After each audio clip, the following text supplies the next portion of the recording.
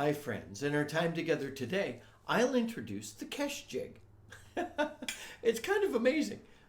We've been together on this journey for just over a year, and I have yet to introduce the Kesh Jig. I've read in a few places that if you ever want to play with a group, that you should know the Kesh Jig. And I assume many of you know the tune and know it well. However, there are many of us who don't know the tune and know it well. If you know the tune and know it well, I'd be very interested in some of your thoughts on ornamentation and expression. Put those in the comments. I'll talk about that some in a bit, but I'd love to hear from you if you've been playing this tune forever. I think that'd be so helpful for our entire community. Please. The tune goes by other names, and we'll follow our normal format. I'll walk us through, it has an A part and a B part. I'll walk us through the A part and the B part. I'll then play the entire tune without any ornamentation.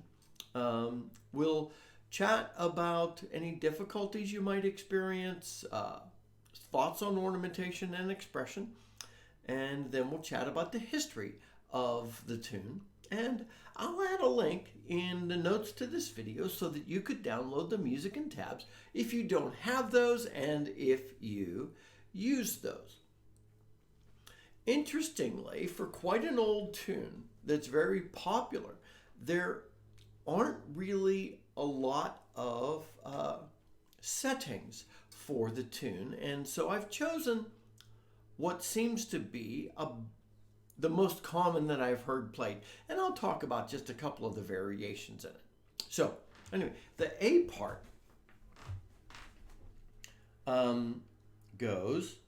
starts on a G.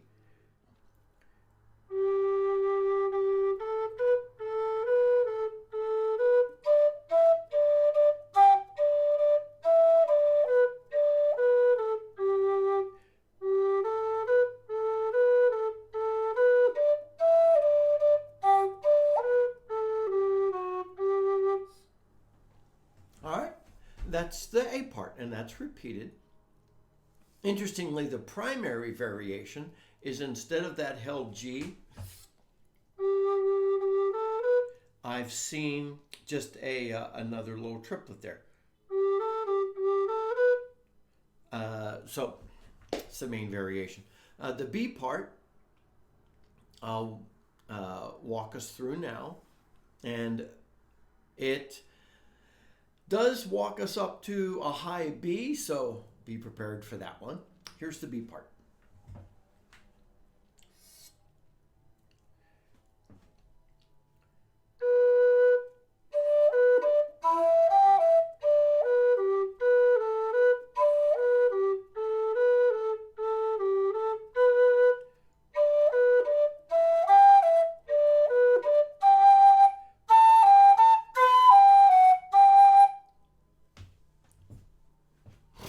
So, in some ways, just very straightforward. It's 6/8 time, two groups of three per measure, and so you're getting a 1, 1, or 1, 2, bum, bum, bum, bum, bum, bum, bum, bum. So, I'll play through the entire tune, again at a slower pace.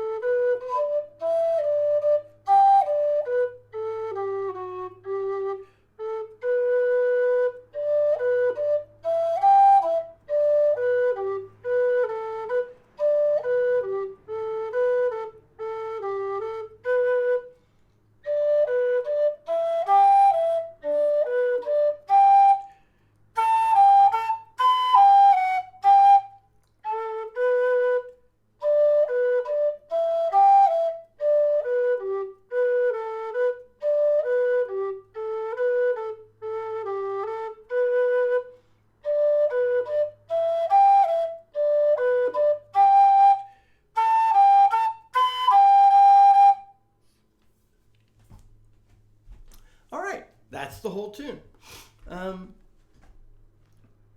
It's not that, well, I was going to say it's not that difficult to play, but there are challenges. You know, it's so popular that everybody assumes we're going to know it. But I think even though we see this as a very popular tune and some see it as a beginner tune, there are challenges here. In that second part, you've got to quickly go up to the second octave A, G, A, B, G, F sharp, G, and that's not an easy sequence, especially if you're quite a new player and you can't even play easily into that second octave yet. If playing toward the top of the second octave is still a challenge for you, I say just keep going. Keep working on it.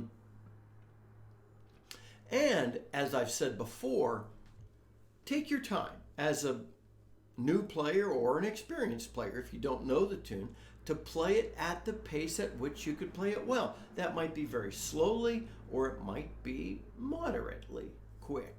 But play it so that you can hit all the notes and learn to hit them cleanly. I know I say often, learn to play a tune well before you begin adding in ornaments and expression. And maybe another good way to say that is learn the core of the tune before you start messing around with it.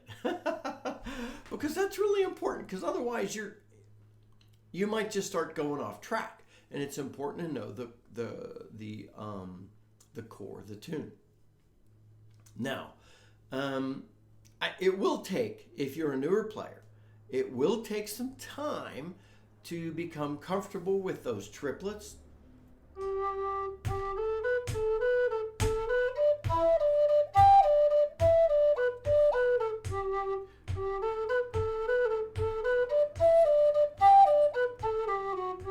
And you can even syncopate that a little differently.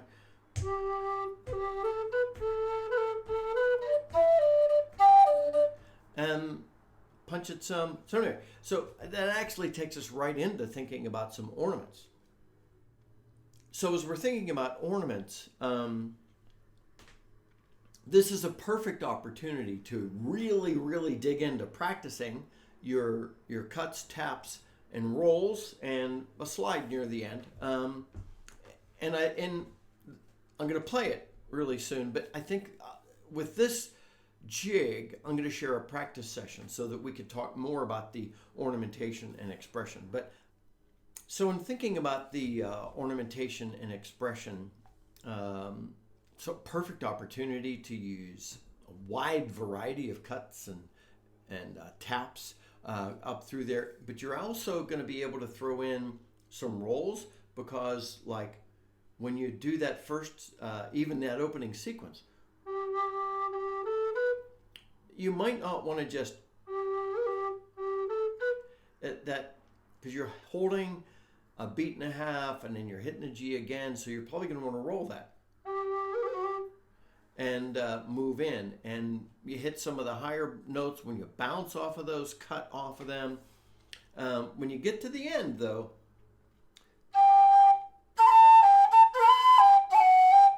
you're going to want, I think you want to slide up onto that B from the A, simply because it makes it easier to play. Anyway, I'm going to share a practice session that'll give me more opportunity to talk about the ornamentation and expression for this tune. So that'll be the next time I talk about the Kesh Jig there. Thinking about the history of the tune is at least from the middle of the 19th century. George Petrie compiled and published a list of complete Irish music that includes 1,582 traditional melodies in the middle of the 19th century. And that means that the Kesh Jig was already a traditional tune by the middle of the 19th century. And very similar tunes appeared in even older publications. There's nothing really known about the history like a lot of tunes. It's just a popular old tune. We can assume that this came. There is a village called Kesh in the western region of Northern Ireland, and there is a Kesh range of mountains stringing just slightly out down southwest from there. And so it was either written in honor of Kesh or the Kesh Mountains, or by somebody from Kesh, or because it was discovered in the region of the Kesh Mountains or Kesh. Take your pick. I guess it doesn't really matter. Anyway, I hope you fall in love with this wonderful jig. You know, we were working recently on trying to tackle some faster tunes, and this is going to be one of them. But remember, please play this at a pace at which you're comfortable, and then start picking up the pace. And as you do that, start layering ornaments in and expression in a little bit as well. Anyway, until next time, my friends, this is Scott Shade. Happy Lodi whistling.